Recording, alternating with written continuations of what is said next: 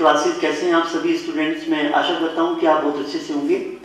Students, आज के इस वीडियो में मैं आपको ग्रामर टर्मिनोलॉजी के बारे में बताना चाहूँगा। स्टूडेंट्स, हमारी ग्रामर की कुछ टर्म्स होती हैं जो हमारी एग्जामिनेशन के पॉइंट ऑफ व्यू से, और जब हम ग्रामर को बेसिक टू एडवांस सीखते हैं तो वहाँ पर भी हमारे लिए ये बहुत ज़्यादा यूजफुल रहती हैं। तो आज हम इस वीडियो में आपको कुछ टर्म्स के बारे में बताएंगे, जैसे कि हमारा जीरंड क्या होता है, इन्फिनेटिव क्या होता है, डिटरमिनर क्या होता है, नॉमिनेटिव एब्सोल्यूट क्या होता है, फोनीम क्या होता है, मॉर्फीम क्या होता है। तो इनके बारे में हम आपको यहाँ पर बताएंगे। सबसे पहले स्टूडेंट मैं आपको बताना चाहूँगा, हमारी जो इंग्लिश लैंग्वेज होती है उसमें हमारे 26 लेटर्स होते हैं, और जो हमारे 26 लेटर्स होते हैं स्टूडेंट्स, हम इनके समूह को वर्णमाला कहते हैं, और वर्णमाला को हम इंग्लिश में अल्फाबेट कहते हैं। तो चलिए सबसे पहले आज हम आपसे बताना चाहेंगे, जो हमारी लैंग्वेज की स्मॉलेस्ट यूनिट होती है स्टूडेंट, जो मीनिंग नहीं देती, वो फोनीम होती है। स्टूडेंट आप नोट डाउन कर लीजिएगा, फोनीम को हम हिंदी में स्वेलिंग कहते हैं। और स्टूडेंट्स इसके बारे में आप 2-3 पॉइंट नोट डाउन कर लीजिएगा। यह भाषा की सबसे छोटी इकाई है, परंतु यह कोई अर्थ नहीं देती। It is a symbol of sound. देखिए स्टूडेंट्स, अगर मैं आपसे बात करना चाहूँ, जो हमारे 26 लेटर्स होते हैं, हर लेटर की अपनी एक साउंड होती है, मगर उनका कोई मीनिंग नहीं होता। लेकिन जब हम उन लेटर्स को किसी ग्रुप में रख देते हैं, फिर तो वो कोई एक वर्ड का निर्माण कर देते हैं, फिर वो वर्ड हमारा लेक्सिकल वर्ड कहलाता है, मतलब वो हमारा मीनिंगफुल वर्ड कहलाता है। जो अक्षरों का यानी लेटर्स का समूह हमें कोई अर्थ देता है, उसे हम लेक्सिकल वर्ड कहते हैं। तो इस पॉइंट को आपको याद रखना है स्टूडेंट। तो चलिएगा यहाँ पर देख लीजिएगा, जैसे स्टूडेंट हमारा एक लेटर है ए, बी एल एन के आर टी। आप 26 लेटर में से कोई भी लेटर ले लीजिएगा, उसका अपना साउंड तो होगा, मगर वो अपना कोई मीनिंग नहीं देगा। लेकिन जब हम उन लेटर्स को एक समूह में रख देते हैं, तो फिर वो हमें वहां पर एक मीनिंगफुल वर्ड का निर्माण कर देते हैं। जैसे कि स्टूडेंट्स यहाँ पर देखिएगा, यहाँ पर मैंने लिखा एक letter A, P P L L. अगर मैं इन लेटर्स की इंडिविजुअल बात करूंगा तो ये साउंड प्रोड्यूस करेंगे, मगर अपना कोई मीनिंग नहीं देंगे। लेकिन जब मैं इन लेटर्स को एक समूह में रख देता हूं, तो फिर ये एक लेक्सिकल वर्ड का निर्माण कर देते हैं। ये बना देते हैं एप्पल, और एप्पल माने सेब होता है। इसका मतलब ये हुआ स्टूडेंट कि जो फोनीम होता है वो हमारी लैंग्वेज की सबसे छोटी इकाई होता है, और वो मीनिंगलेस होता है। इसको आपको ध्यान रखना है। तो देखिएगा, when we put phonemes together in a group, they make a lexical word. आपके एग्जामिनेशन में क्वेश्चन किस तरीके से आ जाते हैं, how many phonemes are there in the word boy? Student, ये जो boy वर्ड बना है, इसे बनाने में कितने लेटर्स ने भूमिका निभाई है? इसको बनाने में 3 लेटर्स की भूमिका है, BOY, अर्थात 3 फोनीम ने मिलकर यहाँ पर एक लेक्सिकल वर्ड का निर्माण किया है।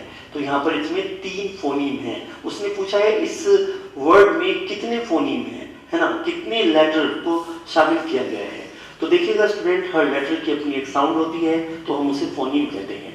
तो देखिएगा स्टूडेंट, यहाँ पर मॉर्फीम क्या होता है? मॉर्फीम स्टूडेंट हमारा रूपिंग होता है।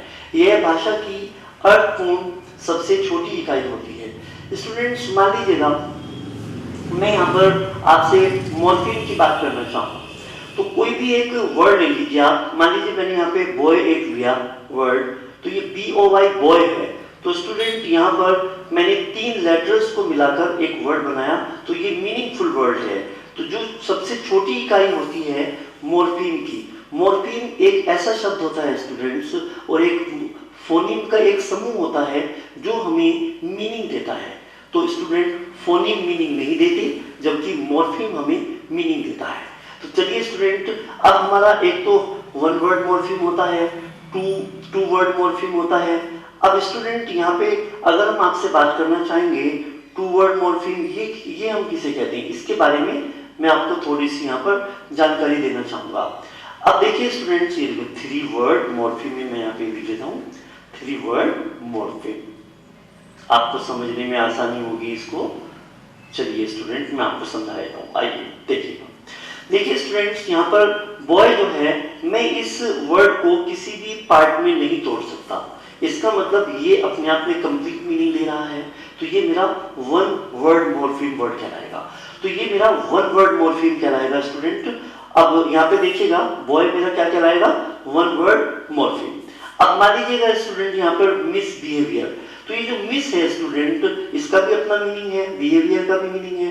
तो जब मैं इन दोनों मॉर्फीम को मिला दूंगा तो अर्थात ये दो मॉर्फीम मिलकर एक वर्ड का निर्माण करेंगे और ये मेरा टू वर्ड मॉर्फीम कहलाएगा, मिसबिहेवियर।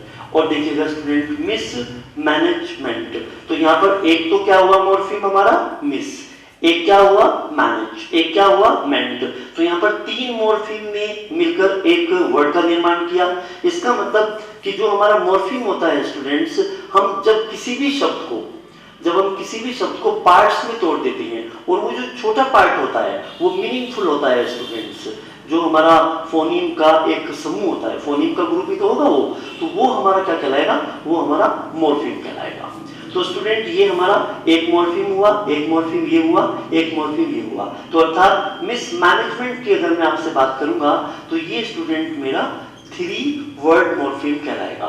तो आई होप स्टूडेंट ये टर्म आपको समझ में आ गई होगी। चलिएगा इसके क्वेश्चन कैसे आते हैं एक बार वो देख लेते हैं। Smallest unit of language without meaning. Student उसने कहा है कि बिना मीनिंग के जो स्मॉलेस्ट यूनिट होती है लैंग्वेज की वो क्या होती है स्टूडेंट, वो हमारी फोनीम होती है। Smallest meaningful unit of language, जो हमारी मीनिंगफुल यूनिट होती है, सबसे छोटी इकाई जो होती है भाषा की, मगर वो मीनिंग दे, तो वो हमारी मॉर्फीम होती है।